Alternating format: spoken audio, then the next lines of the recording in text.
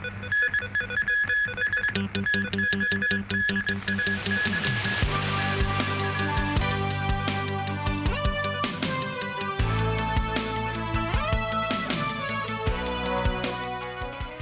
evening, and thank you for joining us. The central government announced that the multi-entry Hong Kong visa scheme for Shenzhen residents will resume for the first time since 2015. The measure will allow permit holders to make unlimited 7-day trips to Hong Kong starting on December 1st. The move is expected to help buoy the city's ailing tourism industry. With the resumption of the multi-entry Hong Kong visa scheme for Shenzhen residents, in addition to some 6 million Shenzhen residents, those with Shenzhen residence permits are eligible to apply.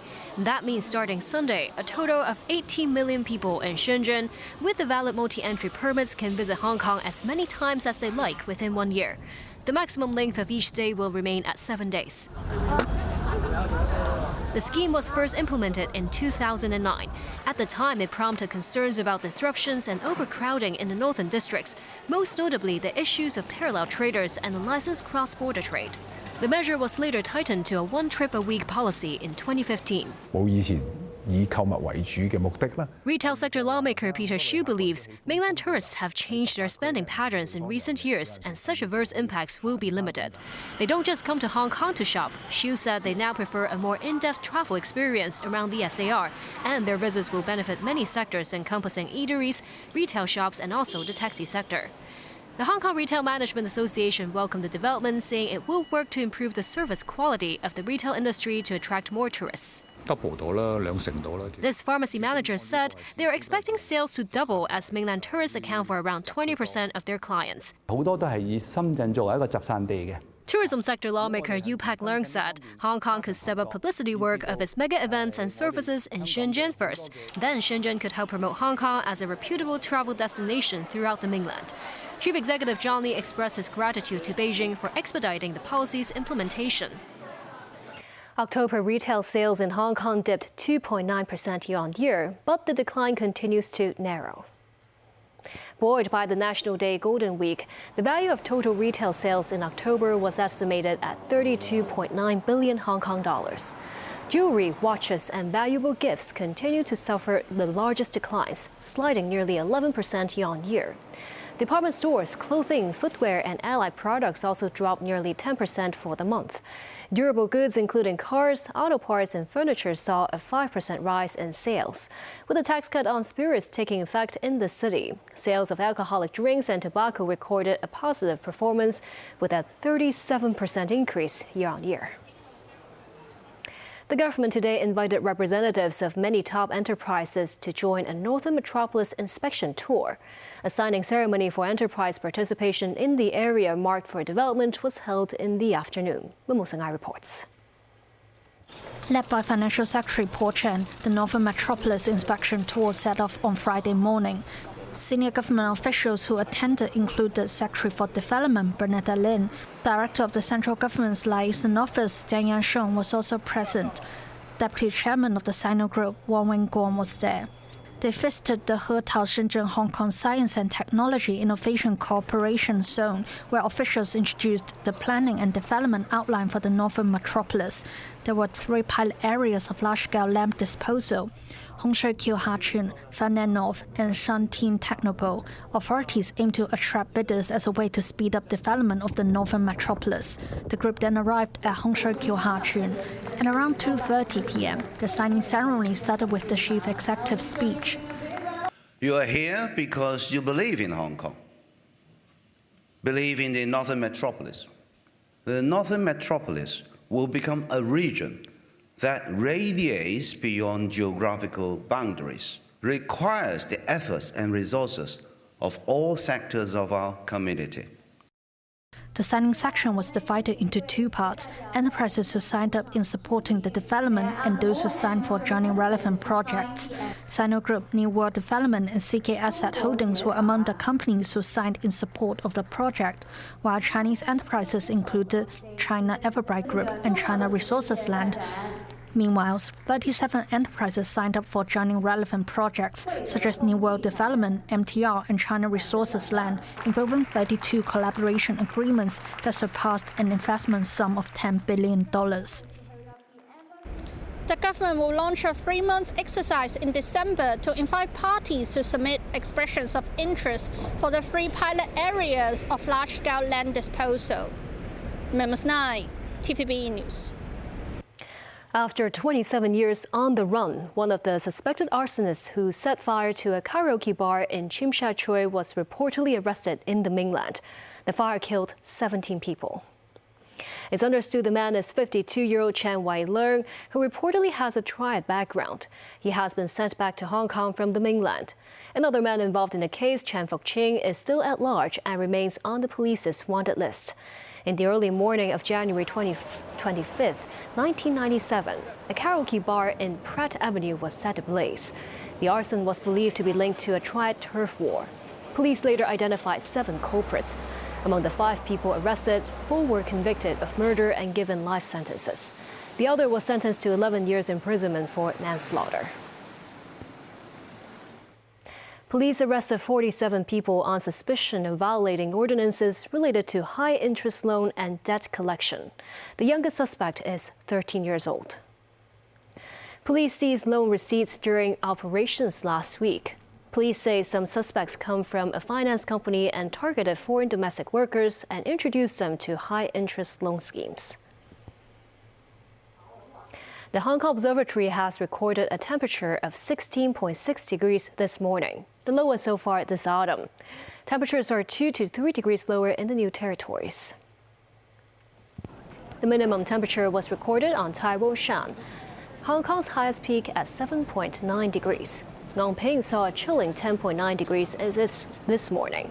The observatory noted that a northeast monsoon is bringing fine and very dry weather to Guangdong. The next 2 to 3 days will be generally fine and dry during the day. Tomorrow morning will still be cool, but expect a warm-up from mid to late next week. The 11th batch of remains of the Chinese People's Volunteers killed in the Korean War has been buried in the northeastern city of Shenyang. The burial ceremony was held at around 10 a.m. today. The coffins containing remains of 43 fallen soldiers were laid to rest at the Shenyang Cemetery for Martyrs for those who died in the Korean War. These remains were brought back home from South Korea yesterday. Since 2014, the remains of 981 Chinese martyrs have been repatriated so far.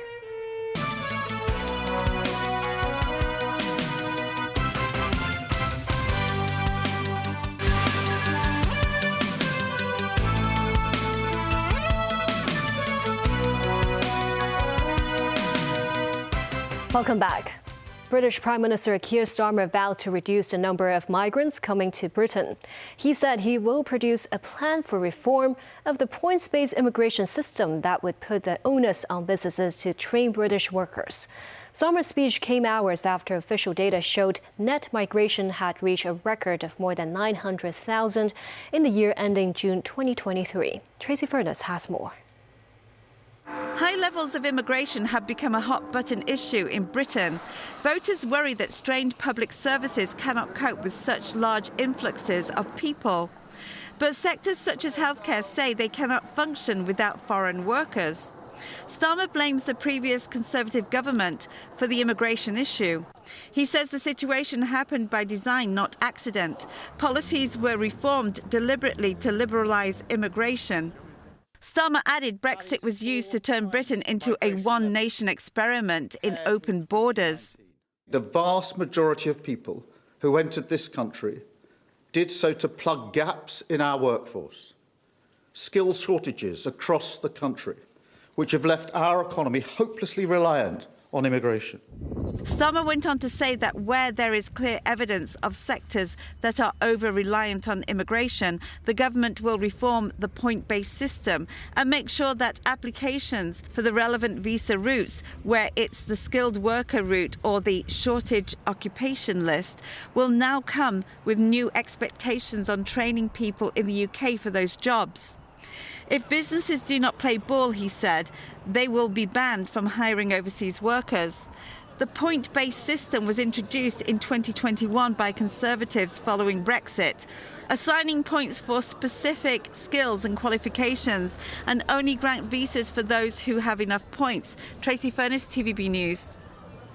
Vladimir Putin has called U.S. President-elect Donald Trump a clever and experienced leader. The Russian president was speaking during a visit to Kazakhstan. After praising the incoming leader, Putin said he has concerns about Trump's safety after 2 assassination attempts and what he called uncivilized attempts to undermine Trump. He says the American political system has been degraded and is disgusting. Russia's defense minister is visiting North Korea as Andrei Belousov's military continues to target Ukraine energy infrastructure. David Garrett reports.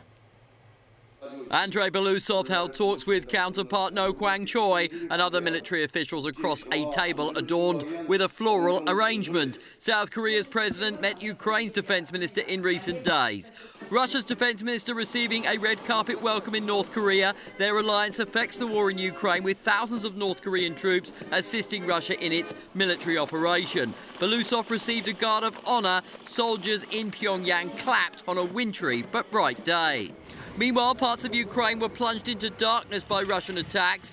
These men getting back to work at a power plant hit by missiles in recent days. Evidence still apparent: shrapnel and twisted metal on the floor. Ukraine says Russia is targeting energy infrastructure as the harsh winter approaches.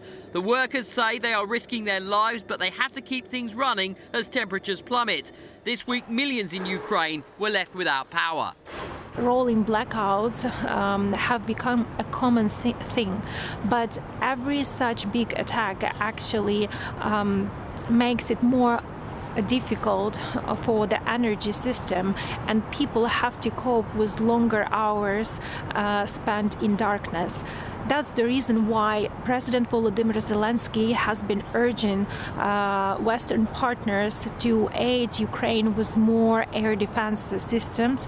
Snow is already on the ground in central Ukraine, where authorities say a woman was injured and 8 houses damaged by Russian missiles. Ukrainian President Volodymyr Zelensky says Vladimir Putin's missiles are designed to kill and says Russia has no interest in ending the war. David Garrett, TVB News. Back locally, day 99 of NIC's digital founder Jimmy Lai's national security trial. The former media tycoon continued to take the stand to defend himself at West Kowloon Court. In his testimony, Lai admitted that he wished to use the online influence of UK-based protester Finn Lau, who could form a leadership group to guide and restrict the valiant protesters in the movement. Lau, also known as Mutual Destruction Bro, was said to have many followers on an Hong Kong forum. But Lai denied having given money to Lau and helping him become a political star. Lai said it was often hard to control the valiant protesters, so there should be more than one person in the leadership group. Lai mentioned how he wished U.S. President Donald Trump could have imposed more severe sanctions in his text messages with paralegal Wayland Chan when discussing the national security law. Maryknoll Convent School in Kowloon Town has launched a heritage conservation project for its convent, which is one of the city's declared monuments. The convent was used mainly as a dormitory for nuns and later became a sewing workshop for vestments in the late 1950s and 60s. A hidden attic above the false ceiling of the convent was found during a feasibility study for the structure. A collection of artifacts from the attic, including sewing accessories, historical documents, and old photographs of the building, are now on display under the Heritage Conservation Project funded by the Jockey Club Foundation. Built in 1937, the primary school of Maryknoll School was declared a monument in 2008. The exhibition gallery will make use of VR technologies to create an immersive experience. And that's the news. Thank you for watching.